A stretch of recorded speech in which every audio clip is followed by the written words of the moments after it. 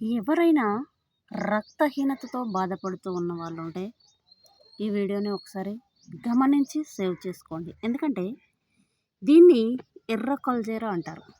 మన భాషలో ఏమంటారంటే పాయల కూర అంటారు. దీన్ని పాయల కూర. మనము పెరండల్లో మొలుస్తుంటే లేదా మన ఇంటి పక్కల లేదా ఎక్కడైనా ఖాళీ స్థలాల్లో మొలిసినప్పుడు దాన్ని తీసి మనం పడేస్తూ ఉంటాం. నిజానికి అది ఒక చక్కని మందనే అర్థం ఎవరికి తెలియదు. కాబట్టి ఈ తెల్ల గర్జీర ఏదైతే ఉందో ఎక్కడైనా కనబడితే దాన్ని చక్కగా తీసుకొచ్చుకొని కడిగి దాన్ని ఒక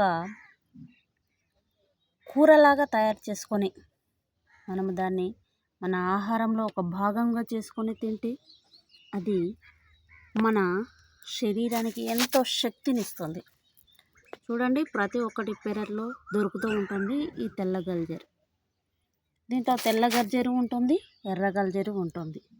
కాబట్టి రెండు రకాల గల్జేరులు కూడా మనకు చాలా ముఖ్యమైనవి. ఇది మా పెరట్లో దొరికిన ఆనముత్యము మీకు చూపించాలని నేను వీడియో చేస్తున్నాను. నాకు కూడా అలాంటి పరిస్థితి ఉండే మా అమ్మ రోజు ఇదే పెట్టేది.